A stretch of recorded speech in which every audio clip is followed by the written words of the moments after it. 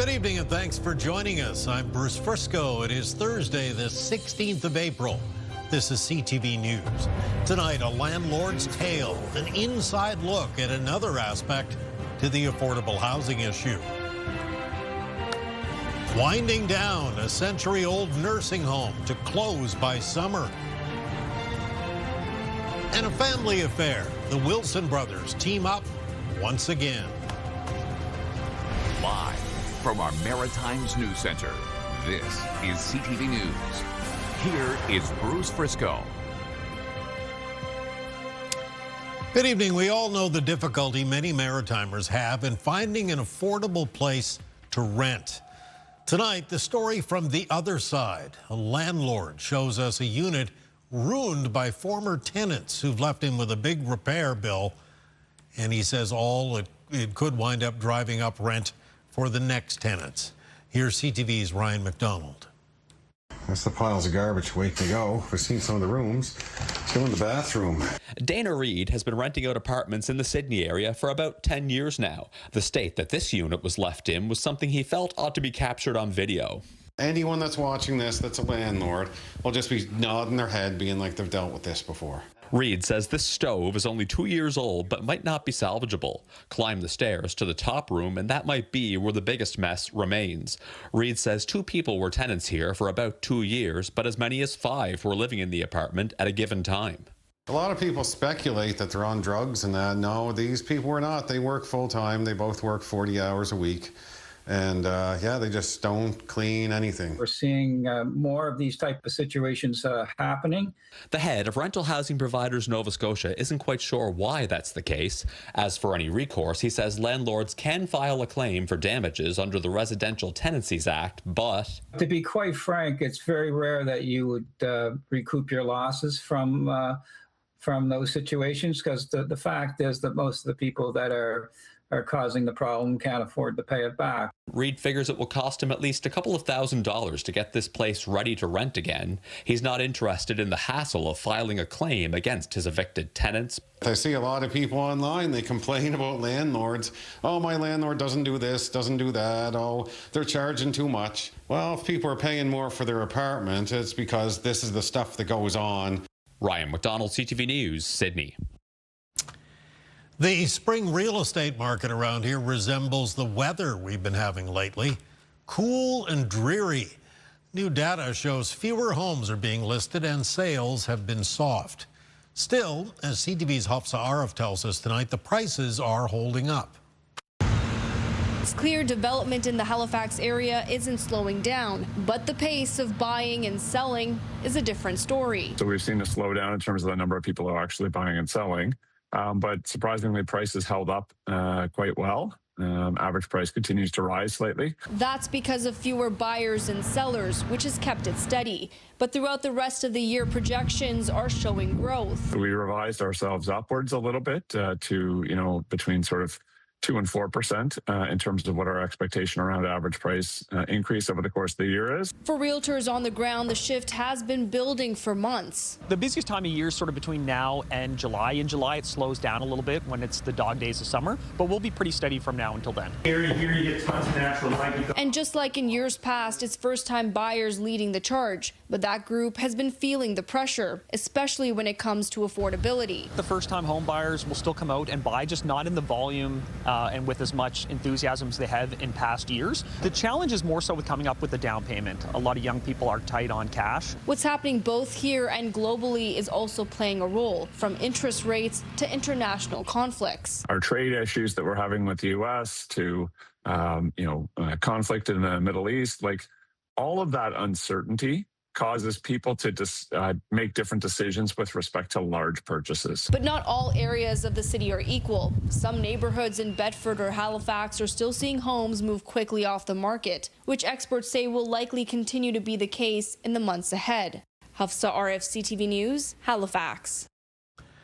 A man charged with first-degree murder in the death of a Moncton woman made a brief court appearance this morning. Devlin O'Blennis has been charged with first-degree murder in the death of Melissa Price. The body of the 39-year-old was found in a garbage bin in the city back in February. O'Blennis has not entered a plea. His lawyer told the court the disclosure process is yet to begin and so the case was adjourned until May. Leandra Beaulieu, the other person charged with first-degree murder in the case, is also due back in court in May. Amherst police have charged 3 people now with first-degree murder following a shooting in the town earlier this week, but only 2 of the 3 are actually in custody. 2 Monctonians, 56-year-old Sean Eugene Patrickin and 42-year-old Natasha Deborah Austin, were arrested by Kodiak RCMP after warrants were issued this morning. According to police, Chris Leggett died from a single gunshot wound to the lower back after an altercation with 3 suspects. 34-year-old Michael James Ryan is also wanted in the case, and he is still at large.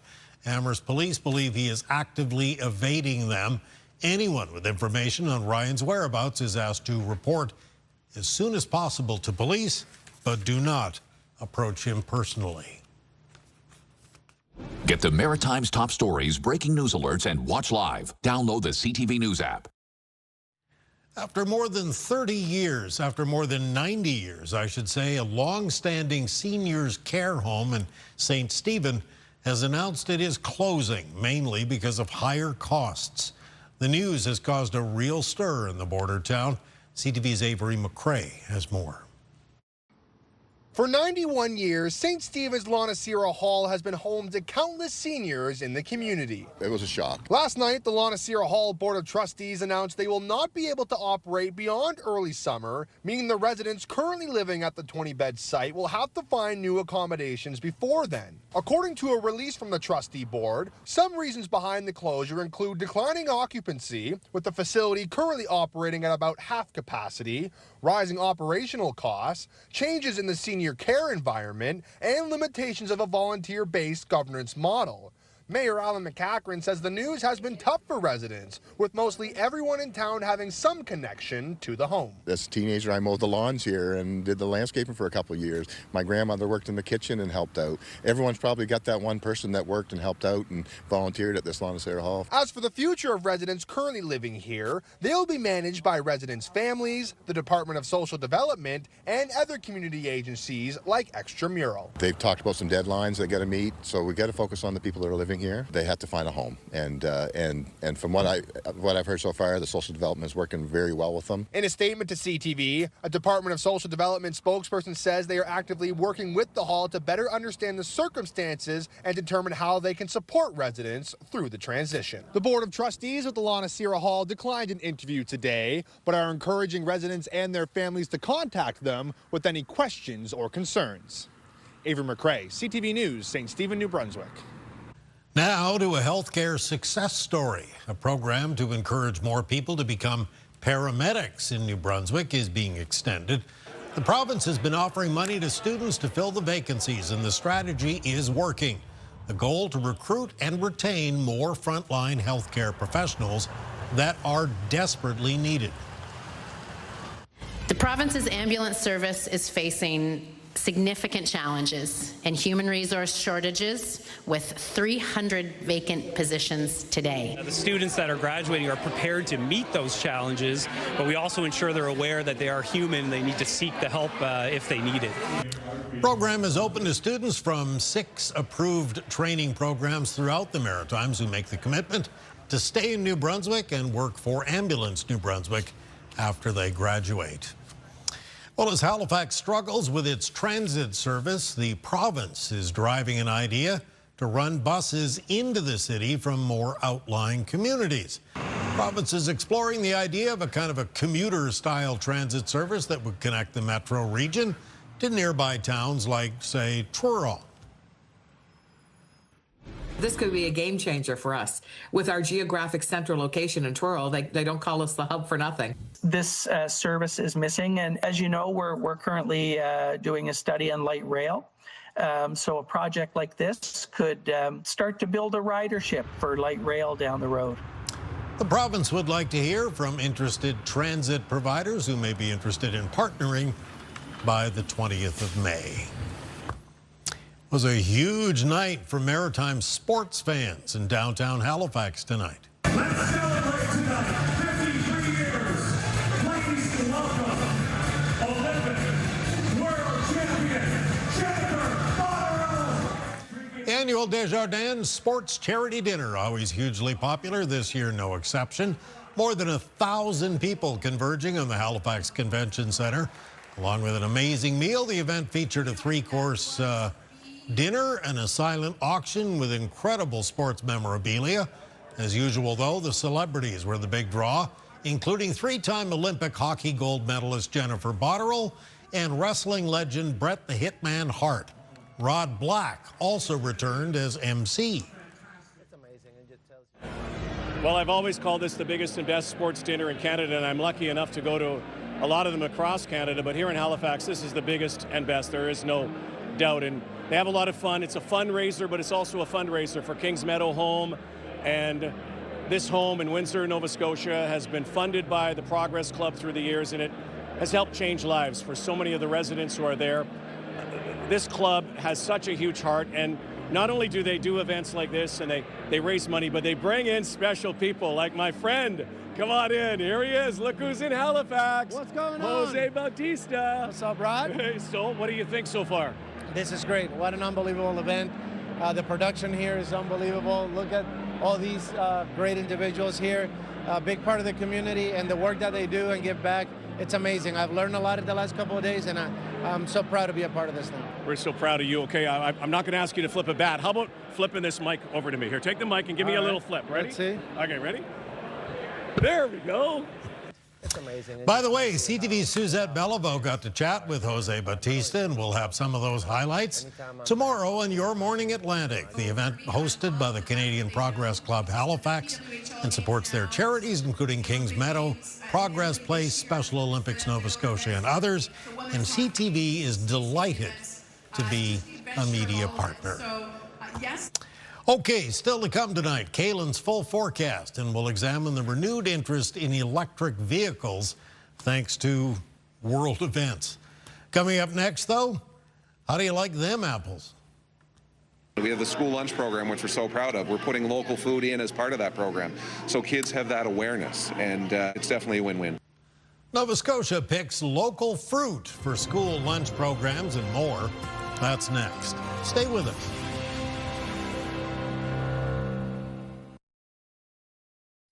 School kids and hospital patients in Nova Scotia could soon get an apple a day. Literally.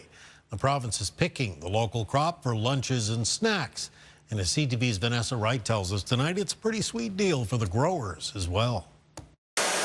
Soon enough, these crisp, crunchy ambrosias will make their way into schools, hospitals, even correctional facilities in Nova Scotia.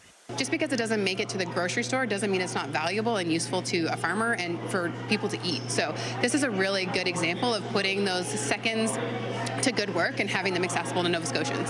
Before today, this rural food hub processed about 30 cases of apples per day. Thanks to new technology, workers can now generate as many as 300 per day. The province partnered with more than 50 fruit growers, putting the healthy snack on the lunch menu for students. Now, when we show students where it comes from, they think about it when they're in school. When we have the school lunch program, which we're so proud of, we're putting local food in as part of that program. So kids have that awareness, and it's definitely a win-win. Local fruit growers say it was the obvious choice for an abundance of apples that would have otherwise gone to waste. One of the challenges of being in agriculture is you grow for a fresh market, but you have lots of product and produce that doesn't necessarily meet the grade standards that you can sell to a grocery store. So it's essential in agriculture to have those secondary markets for things like pies, juice, applesauce, and as we see today, sliced apples. It's a step closer to the province's goal of having 20% of food used in public institutions sourced locally, and after today, even more nutritious. Vanessa Wright, CTV News. Thank you, Vanessa. Time for a quick little break, but when we return, it's your complete maritime weather forecast. Another weekend nearly upon us. How to dress for it? Kaylin will let us know when we come back.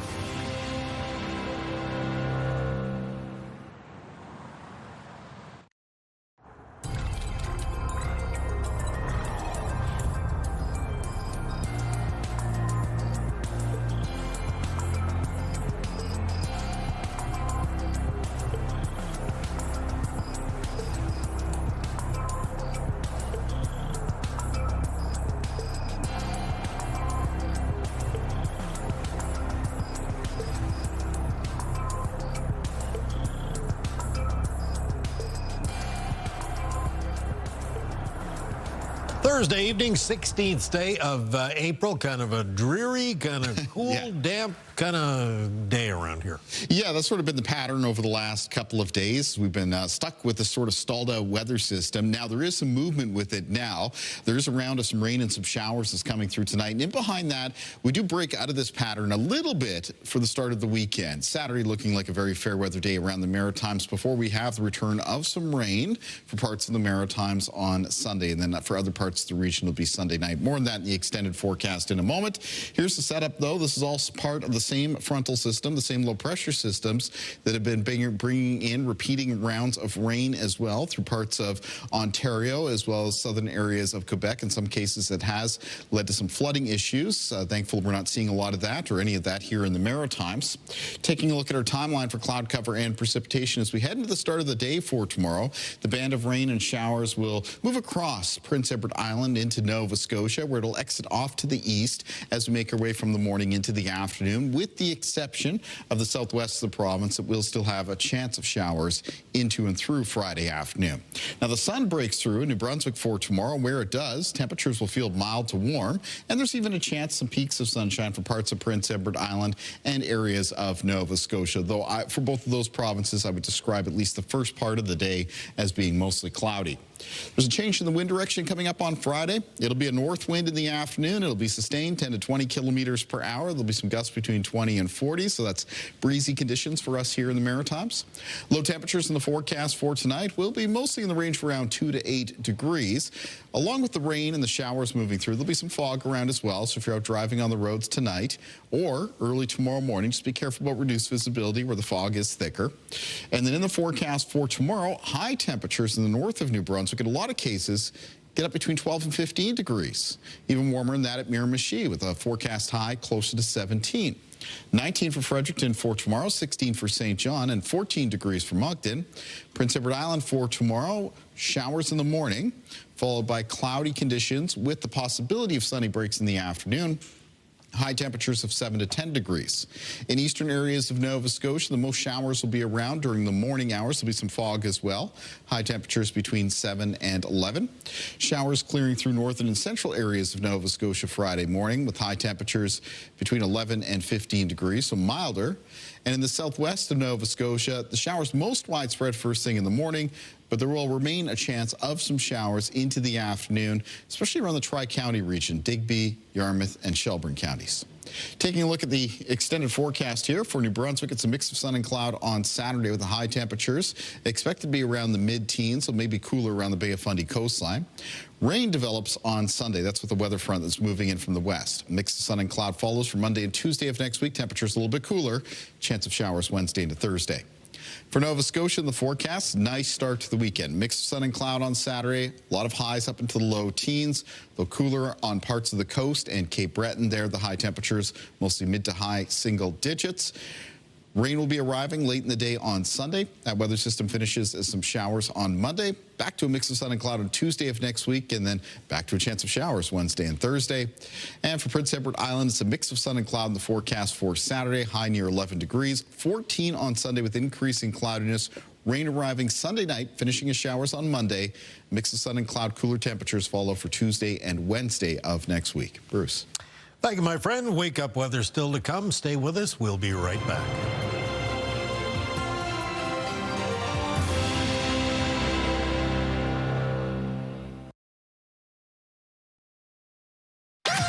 The #1 morning show in Halifax. Turk, Megan, and Amateur Alex. And home to the biggest artists.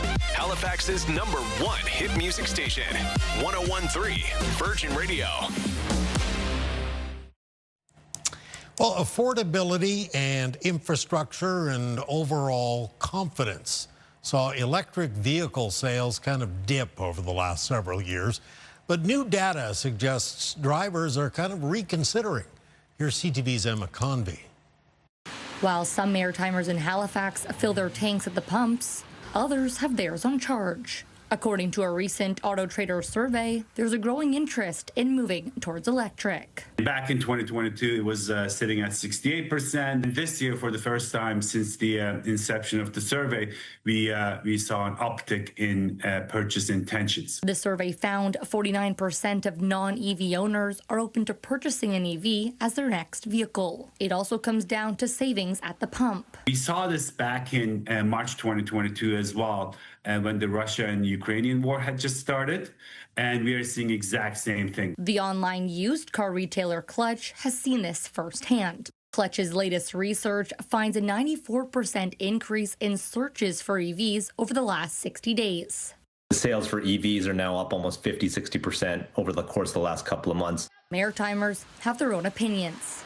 Personally, I'd probably be looking more at an electric vehicle, less so because of gas prices, more so for environmental reasons. I think they're a great option for the future, but as it stands right now, the infrastructure isn't there and they're not very affordable.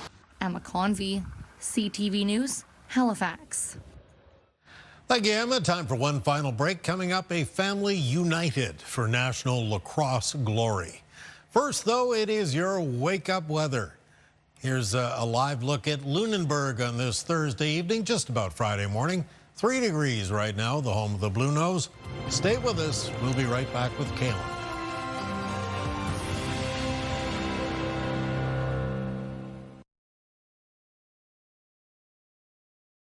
We have now reached Friday morning, and the best way to kick off Friday morning is always the wake-up weather in Kalen. And the morning will be very similar to a lot of the mornings this week in that it's going to be cloudy skies around and on the damp side with some showers, drizzle, and fog present. The showers most widespread for the province of Nova Scotia to start the day. Moving into the afternoon, New Brunswick gets into some sunny breaks where the sun breaks through. Temperatures will be mild to warm, even on the milder side for Nova Scotia, but remains cloudier there into the afternoon with a chance of showers in the southwest of the province. Mostly cloudy for Prince Edward Island. Some peaks of sunshine possible there. Bruce. All right, thank you, Kalen. Well, last year we brought you the story of a battle between brothers in the National Lacrosse League. This time, it's a family united. As CTV's Brianne Foley shows us tonight, Max and Casey Wilson are more than ready to play box lacrosse together again. And there's Casey Wilson's first National Lacrosse League goal. Casey Wilson was more than happy to be traded to the Halifax Thunderbirds from Las Vegas this season. Been a team I had my eyes on for a long time, and for that to happen in the way that it did for me, I'm super excited to be here. My mom used to tell me I used to just point at him and laugh when I was like 4 years old. Playing alongside his brother Max has always been the goal. Our family has roots out in South Rustico since my dad grew up, and they had a farm out there, and so to just continue to build the sport that allows us that sense of community and is bringing a lot of others into, having my brother come in. Though they grew up in Victoria, Halifax is home. I mean, this is home now. The people in Victoria, they're not going to be too thrilled with me saying that, but, you know, I'll call a spade, right? Like, this is really what we call home now as a family, and I couldn't be more grateful to actually have that come to fruition. And obviously, us growing up playing lacrosse and going to university for lacrosse with such a great team here playing box lacrosse, it's kind of just full circle. The Thunderbirds are in a do-or-die game Saturday against the Ottawa Black Bears, and Casey is willing to leave it all on the floor to see his first postseason in the NLL. Brianne Foley, CTV News, Halifax. Thank you, Brianne. That is your late news for tonight. If you joined us later, you'd like another look at anything you've seen, ctvnewsatlantic.ca is always your home for news. I'm Bruce Frisco. Thank you for staying up late with us tonight. Have a good evening. We hope to see you again tomorrow for Friday.